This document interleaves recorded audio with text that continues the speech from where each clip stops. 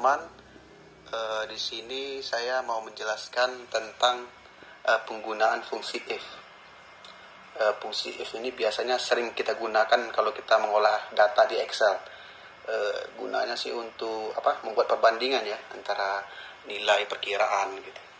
Ini saya buat contoh aja ya. Kita pakai dulu if yang paling mudah ini ya. Contohnya dalam kasus seperti ini. Nah, di sini umpama kita punya tabel nih. Ini contohnya biasanya punya guru ya. Punya tabel, ada sekelompok siswa setelah menyelesaikan sebuah ujian atau ulangan. Nah, bisa kita lihat di sini ya. Umpamanya si Fajar ini nilainya 76, si Andi ini nilainya 77. Dan nilai minimalnya itu yang di atas ini harus 75 gitu. Nilainya 75. Nah, kita mau tahu nih si Fajar nih lulus atau enggak, si Andi ini lulus atau enggak sampai habis gitu ya. Nah, ini ada 11 siswa. Kalau kita pakai manual sih bisa juga gitu. Pokoknya kita lulus, si Andi lulus, si Soleh lulus, si Parmin enggak lulus. Tapi kan lebih ribet gitu. Lebih ribet kalau siswanya cuma 11 orang. Oke, mungkin masih bisa lah. Tapi kalau siswanya udah puluhan kan lebih susah. Dan baru satu nilai ini. Jadi cara praktisnya ya kita pakai aja yang rumus yang ada gitu, yaitu fungsi if. Yang di sini kita fungsi if-nya masih sederhana ya. Caranya pertama ada dua cara ya. Ada dua cara. Pertama kita pilih di sini di formula di menu ya, menu ini. Terus pilih insert function. Terus pilih yang if. Oke, if. Oke. Nah, muncul tabel ya. Function argumennya. Terus di logical test ini kita pilih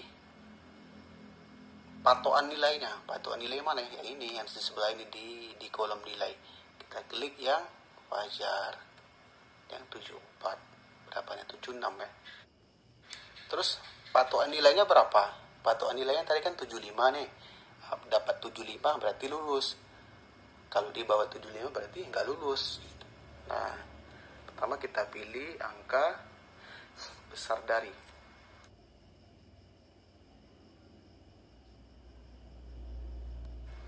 Besar dari dan sama dengan 75. Oke. Besar. Jadi D4 itu yaitu nilainya besar dari atau sama dengan 75. Kalau nanti kita buat umpamanya D4 besar dari 75 aja, nanti dia nggak cocok dengan kriteria minimal yang kita buat. Nanti kalau dia dapat 75, dia nggak lulus gitu kan. Sementara kan minimal nilainya 75 gitu. Jadi harus kita buat sama dengan besar dari sama dengan 75. Terus yang di tabel bawahnya itu kan pertanyaan nih, dua tabel bawah itu kan tabel pertanyaan, logikanya gitu kan. Yang tabel pertama tadi kan itu perbandingannya nilai dan perkiraan. Jadi bila si nilai Fajar ini besar dari atau sama dengan 75, maka dia lulus. Sedangkan kalau dia di bawah itu, maka kita buat tidak lulus. Kalau kata-katanya bisa diganti ya, bisa lulus atau gagal, boleh juga gitu. Nah, langsung keluar ya, lulus dan tidak lulus. Oke, nah nampak di sini ya, kan lebih gampang. Parmennya tidak lulus, yang tidak lulus berapa? Si Frankie 74 nggak lulus. Ada yang 75 lulus gitu ya.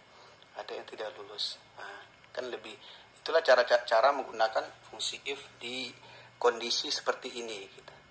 Atau kalau nggak mau langsung diketik di halamannya juga bisa gitu. Kalau nggak mau pakai fungsi yang di atas tadi, kayak gini bisa juga umpamanya kan. Caranya sebetulnya sama aja sih, mana teman-teman yang lebih gampang lah. Sama dengan if buka kurung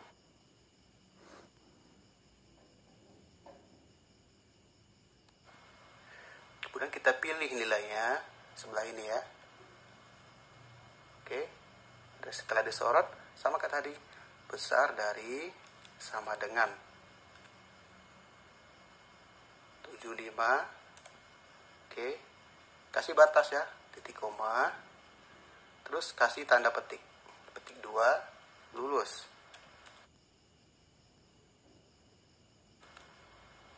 Petik 2 lagi, titik koma, petik 2 lagi, tidak lulus. Oke. Nah, lalu ditutup kurung. Oke, enter.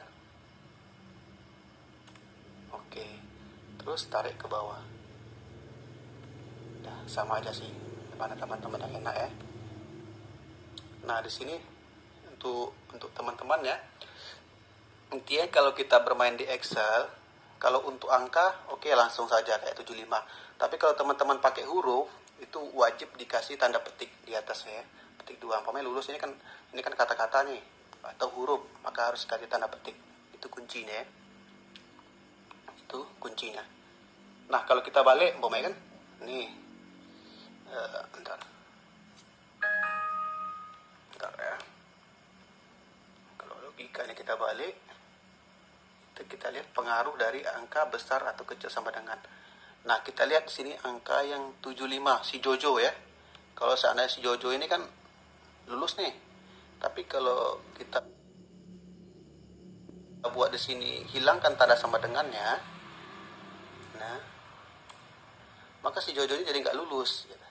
Karena kriterianya udah berubah, besar dari 75. Jadi nggak sesuai lagi dengan KKM-nya. Gitu ya. Kemudian kalau kita balik nih, tanda besar darinya kita balik jadi kecil dari. Oke, enter. Maka jadi tidak lulus kebalikannya ya. Marah nanti murid-muridnya nih kalau dibuat kayak gini. Tidak lulus, oke. Oke ya, teman-teman ya. Oh, oke, saya tambahkan sedikit lagi. Di bawahnya ada tabel lagi ya. Tadi pertama posisi, mungkin teman-teman udah paham. Kemudian di sini kita lihat lagi jumlah lulus dan tidak lulusnya. Caranya kalau saya lebih suka di halaman aja ya, sama dengan kita pakai ini kan jumlah nih. Jumlahnya count. Ya, kalau itu kita lupa ya, count if. Kalau untuk mengetahui jumlah lulus atau tidak lulusnya, lebih gampang juga ya. Kalau kita hitung satu-satu kan susah. Oke, sorot.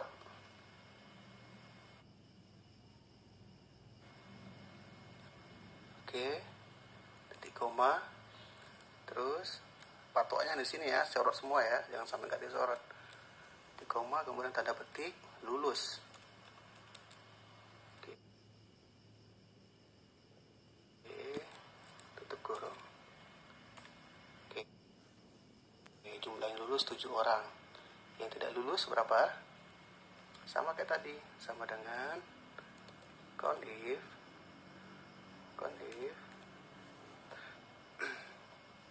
Kemudian disorot lagi. Lalu titik koma.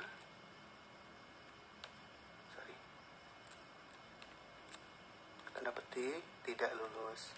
Harus sama ya kata-katanya, jangan dikasih spasi. Beda sedikit dia nggak mau.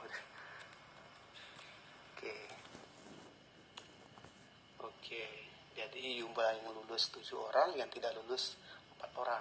Oke, kan lebih praktis kan. Kalau untuk yang ini untuk yang pemula ya, kalau udah ahli nggak perlu ditonton video. Oke, mungkin sekian saja tutorialnya. Terima kasih sudah menonton.